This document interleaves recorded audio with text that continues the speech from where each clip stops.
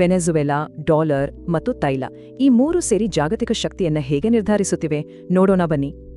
ನಮಗೆ ಹೇಳೋ ಪ್ರಕಾರ ಯುದ್ಧಗಳು ನಡೆಯೋದು ಪ್ರಜಾಪ್ರಭುತ್ವಕ್ಕಾಗಿ. ಆದ್ರೆ ಅದು ನಿಜಾನಾ? ಹಾಗಿದ್ರೆ ಮಾದಕ ವಸ್ತುಗಳ ವಿರುದ್ಧದ ಯುದ್ಧಕ್ಕಾಗಿಯೇ ಇದೂ ಒಂದು ಕಾರಣ ಅಂತ ಹೇಳ್ತಾರೆ. ಇಲ್ಲಾಂದ್ರೆ ಭಯೋತ್ಪಾದನೆಯನ್ನ ಎದುರಿಸೋಕ? ಇವೆಲ್ಲ ನಮ್ಗೆ ಪದೇ ಪದೇ ಕೇಳಿಬರುವ ಕಾರಣಗಳು ಅಷ್ಟೇ. ಒಂದು ವೇಳೆ ಈ ಎಲ್ಲ ಯುದ್ಧಗಳ ಹಿಂದಿನ ನಿಜವಾದ ಕಾರಣ ಅಮೆರಿಕನ್ ಡಾಲರ್ನ ಉಳಿವು ಆಗಿದ್ರೆ?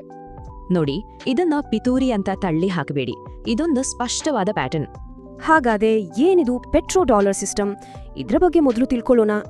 ಅಂದ್ರೆ ಜಗತ್ತಿನಲ್ಲಿ ಯಾರೇ ತೈಲ ಮಾರಾಟ ಮಾಡ್ಬೇಕಾದ್ರೂ ಅದನ್ನ US$ನಲ್ಲೇ ಮಾಡ್ಬೇಕು.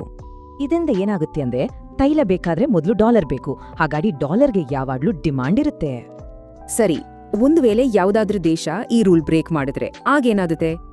2000ರಲ್ಲಿ ಇರಾಕ್, ಆಮೇಲೆ ಲಿಬಿಯಾ ಮತ್ತೆ ಇರಾನ್ ಡಾಲರ್ನಿಂದ ಹೊರಬರಲು ಪ್ರಯತ್ನಿಸಿದ ದೇಶಗಳಿವು. ಹಾಗೆ ಪ್ರಯತ್ನಿಸಿದ ಪ್ರತಿಯೊಂದು ದೇಶವೂ ತುಂಬಾ ದೊಡ್ಡ ಬೆಲೆ ತೆರಿಬೇಕಾಗಿ ಬಂತು. ಇದೇ ಸಾಲಿಗೆ ಈಗ ಸೇರುತ್ತಿರೋದು ವೆನೆಜುವೆಲಾ. ಯಾಕಂದ್ರೆ ವೆನೆಜುವೆಲಾದಲ್ಲಿರೋದು 300 ಬಿಲಿಯನ್ ಬ್ಯಾರೆಲ್ಸ್ಗಿಂತಲೂ ಹೆಚ್ಚು ಕಚ್ಚಾ ತೈಲ. ಇದು ಸೌದಿ ಅರೇಬಿಯಾದಲ್ಲಿರೋದಕ್ಕಿಂತಲೂ ಹೆಚ್ಚು, ಜಗತ್ತಿನಲ್ಲೇ ಅತಿ ದೊಡ್ಡ ತೈಲ ನಿಕ್ಷೇಪ.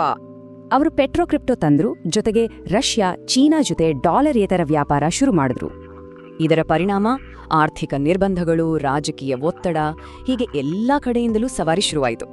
ಇದು ಕೇವಲ ವೆನೆಜುವೆಲಾದ ಕಥೆ ಅಲ್ಲ, ಇದು ಇಡೀ ಜಾಗತಿಕ ಕರೆನ್ಸಿಯ ಭವಿಷ್ಯದ ಪ್ರಶ್ನೆ. ಹೀಗೆ ಒಂದಾದ ಮೇಲೊಂದು ದೇಶಗಳು ಡಾಲರ್ ವಿರುದ್ಧ ನಿಂತ್ರೆ ಮುಂದೆ ಏನಾಗಬಹುದು?